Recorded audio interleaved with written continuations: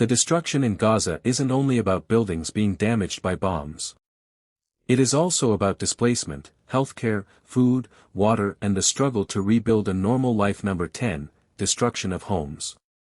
One of the most visible consequences of the war has been the destruction and damage of homes. Across Gaza, repeated military operations have damaged residential buildings and displaced families multiple times. UN humanitarian reports describe widespread displacement and increasingly restricted areas where civilians can safely live. For many families, displacement isn't simply moving from one house to another. People may lose possessions, documents, jobs, and their connection to the neighborhoods where they grew up. Number 9, mass displacement. Displacement has become one of the defining features of the Gaza conflict. UN OCHA reported in July 2026 that most people in Gaza had already been displaced, while new displacement continued around areas affected by military operations and access restrictions. Imagine having to move repeatedly without knowing whether the next location will actually be safe. That uncertainty has become part of everyday life for many Palestinians. Number 8, healthcare under pressure. Healthcare has been devastated. Hospitals and medical facilities have been damaged, while shortages of equipment, medicine, fuel and specialist care have made treatment increasingly difficult. The World Health Organization reported in August 2026 that all hospitals in Gaza had sustained damage, with only around half still partially functioning. Cancer patients have faced particularly serious problems because specialized treatment inside Gaza has been severely disrupted, while medical evacuation is restricted. Number 7, water and sanitation. War doesn't only destroy buildings. It can also destroy the systems people depend on every day: water networks, sewage systems, electricity and fuel supplies. UN OCHA has reported shortages affecting water, sanitation and hygiene services in Gaza, with fuel and engine oil shortages disrupting essential infrastructure. For civilians, this means that finding clean water can become as important as finding food. Number 6, food insecurity.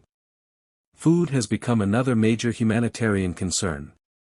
Displacement, damaged agricultural infrastructure, restricted access, and shortages of essential supplies have made it extremely difficult for families to maintain reliable access to food. UN humanitarian reporting has also highlighted serious problems affecting agricultural recovery, including shortages of animal feed and high prices. This shows why the humanitarian crisis cannot be measured only by the number of destroyed buildings. Number 5, education interrupted. Children have also paid a huge price. Schools have been damaged or repurposed as shelters, while displacement and insecurity have interrupted education. In the West Bank, UN reporting has also documented schools facing demolition or stop work orders and communities affected by movement restrictions. For children, months or years without normal education can create consequences that continue long after the fighting ends. Number 4, restrictions on movement. Movement restrictions are another important part of the story. In Gaza, access restrictions have reduced the areas where civilians can safely live and have complicated humanitarian operations. In the West Bank, UN OCHA has reported checkpoints, gates, road restrictions, military operations and settler violence affecting Palestinian communities.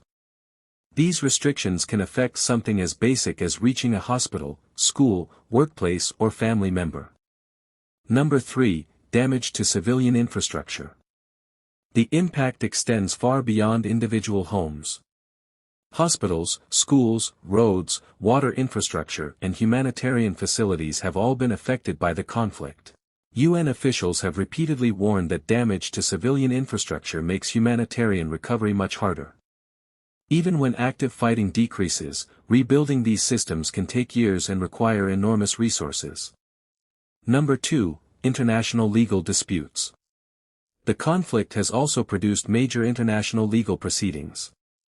South Africa brought a case against Israel at the International Court of Justice under the Genocide Convention. The ICJ issued provisional measures in 2024, including measures concerning humanitarian conditions and Israel's obligations under the convention. It is important to distinguish this from a final judgment. provisional measures are not themselves a final determination that genocide has occurred. The legal case remains one of the major international dimensions of the conflict. Number 1, a humanitarian crisis that continues. And this is perhaps the most important point. Even when major fighting decreases, the consequences don't disappear overnight. People still need homes, healthcare, clean water, food, education and psychological support. Infrastructure has to be rebuilt, unexploded weapons have to be cleared, and displaced families need somewhere safe to return. As of August 2026, Reuters reported that Israeli strikes were still occurring in Gaza despite a fragile ceasefire framework, while negotiations over a broader peace plan remained unresolved. So the story isn't simply about what has already been destroyed. It is also about whether Palestinians can regain the basic conditions needed to rebuild their lives. The Israel-Palestine conflict is enormously complex, and understanding it requires looking at more than headlines. Ultimately, behind every statistic are individual people, families, children, doctors, teachers and communities trying to survive. If you want more carefully researched videos explaining major events in the Middle East, subscribe and turn on notifications.